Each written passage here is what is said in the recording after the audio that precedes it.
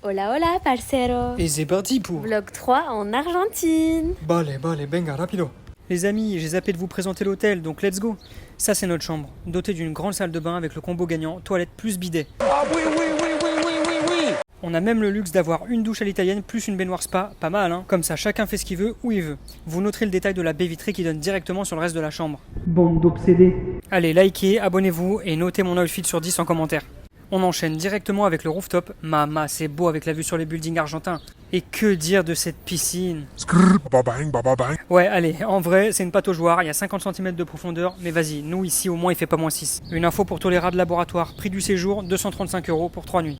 On profite de notre dernière demi-journée dans la capitale pour se balader rapidement autour de notre hôtel. Ça, c'est le Barolo Palace, un lieu bien beau gosse, mais vu qu'ici les journées commencent à 10h, on n'a pas pu monter tout en haut. Mais c'est pas grave, on se contentera juste d'admirer les ascenseurs. Encore quelques jolis bâtiments, toujours en accord avec l'ADA de la ville. Oh la télé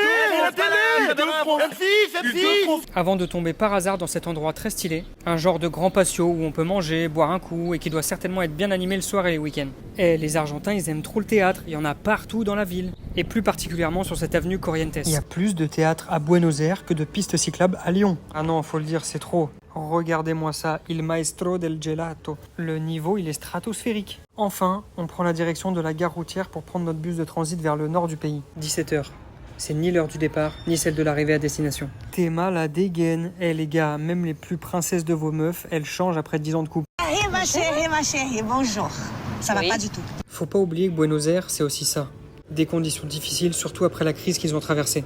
Personnellement, j'y trouve une certaine beauté. Il est maintenant 22h10, ça fait 8 heures qu'on roule, on est prêt à essayer de dormir, quand tout à coup, une immense odeur de renard des surfaces vient s'empaler dans mes naseaux. Non, je rêve pas, il y a bien un bouc dans ce bus qui est en train de s'envoyer un giga pur de super skunk dans le crâne, en guise de somnifère. Fais tourner au moins brother. Oh, tiens, un tigre. Bref, il est 7h le lendemain quand on arrive à Puerto Iguazú. Bienvenue dans notre suite avec un salon plus grand que chez nous, et d'une chambre spacieuse, avec une salle de bain classique recouverte de mosaïques.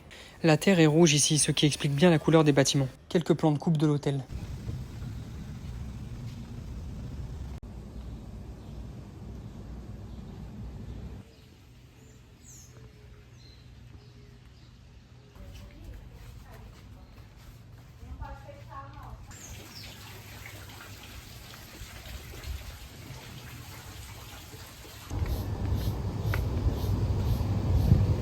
Et la guinda del pastel, comme on dit ici, ou la cerise sur le gâteau.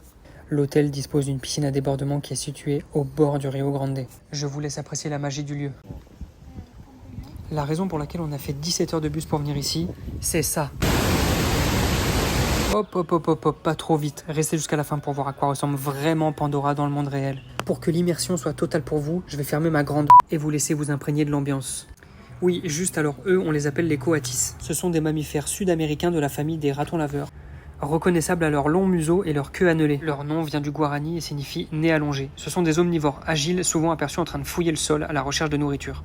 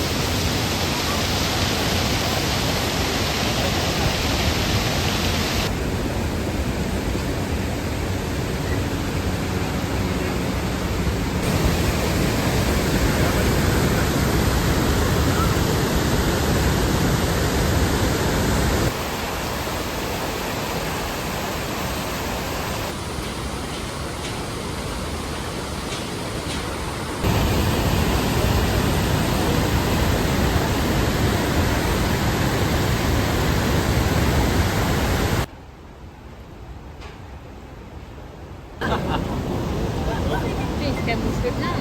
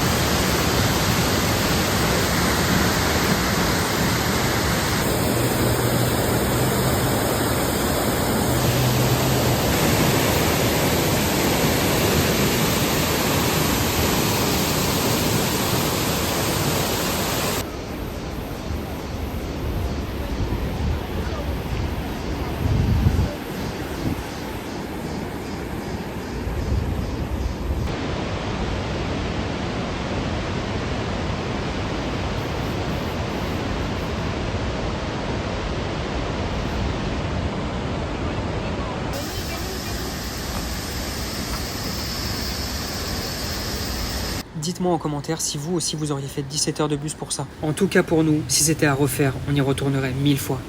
Allez, ciao ciao les internautes, restez branchés, ça arrive fort.